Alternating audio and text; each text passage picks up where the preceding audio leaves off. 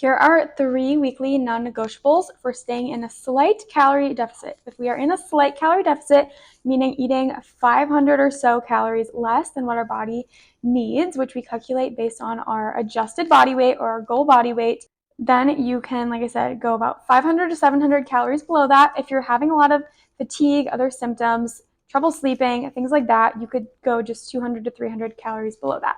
That's very meticulous to track all of that. So I personally like to focus more so on the habits and building a very consistent pattern of eating so that you just know every week you're going to be pretty close to that. If you eat a little more one week, a little less the other week, it's going to balance itself out in the long run. So I do recommend eating very consistent meals each week. You can switch up the flavors a little bit, but the formula you use to create your meals should really be pretty consistent. And I know that this, for some people, they're like, oh my God, I want to have so much variety. I promise you, you don't have that much variety. Humans, we eat the same things over and over again, okay? We just need to make sure that those meals are meeting your goals and that you do enjoy them. So this does take some experimentation, but once you get it down, and it takes out so much thinking and so much trouble in your life. So here are the 3 non-negotiable things that I want you to have in place. We talk a lot about protein, so I'm not even going to include that in this. Okay, number 1 is going to be a weekly produce restock. Produce referring to fruits and vegetables, okay? Depending on your preferences, you can mix and match any of these, okay? We do want to be a little bit mindful of the carbohydrate intake, especially with some of our fruits are going to be higher in carbs and fructose that will spike blood sugar more. So I don't recommend eating like 8 servings of fruit a day, but usually most people are only getting 2 to 3, and that's going to be totally appropriate. Same with vegetables. You don't need to be eating them every single meal, but you should definitely be getting about 2 to 3 servings a day if you can. This is just going to really help you stay in that calorie deficit because most vegetables are pretty low in calories. Besides like our potatoes and our beans, those are a little higher in the carbs, but they still have a lot of great vitamins and minerals. And that's a huge, huge piece of helping our digestion, detoxification, keeping our body functioning at its best.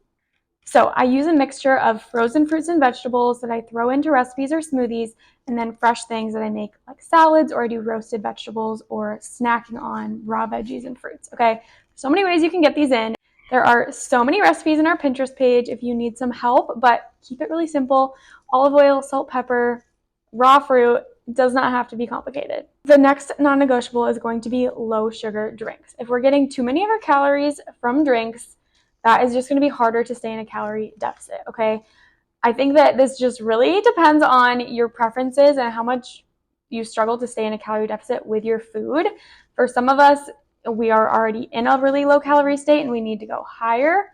So maybe the drinks aren't quite as big of a deal, but things like sodas, juices, sugary coffees, alcohol, those are all going to have a lot of calories. And so just making sure you're finding some alternatives, diet sodas, doing LaCroix, doing black coffee with stevia and a little bit of milk, just making sure you're being mindful of not going overboard in calories. Same with alcohol. Do we need to moderate the amount? Do we need to switch to different types of alcohol, maybe at least to moderate the calories? Of course, alcohol has some different impacts on our body and our hormones, but when we're taking a calories perspective, we do just want to be aware of where the calories are coming from. The next one is going to be consistent meal timing. Okay, so this is not even about what you're eating, but having consistent meal times. And let me tell you why this matters. If we are constantly skipping meals, our body is going to struggle more with regulating hunger. So eating at consistent times is so important so that we can moderate. Are we overeating or are we undereating? And we will know if our hunger signals are truly because of our actual food intake, or if it's more because of the stress our body is under from not knowing when its next meal is going to come from.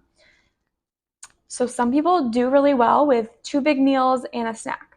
Some people do better with 3 consistent, pretty regular meals. Some women who have different hormonal imbalances are going to do better with a really big breakfast to set them up for the day and then smaller lunch and dinner. So that is something you could play around with. You could talk to me about, but I just want there to be consistency. And if you do work shifts, I know that that can be difficult. And so that's a whole nother conversation. But if you have a pretty consistent work schedule, just make sure that you are taking into account skipping meals and having that consistent routine.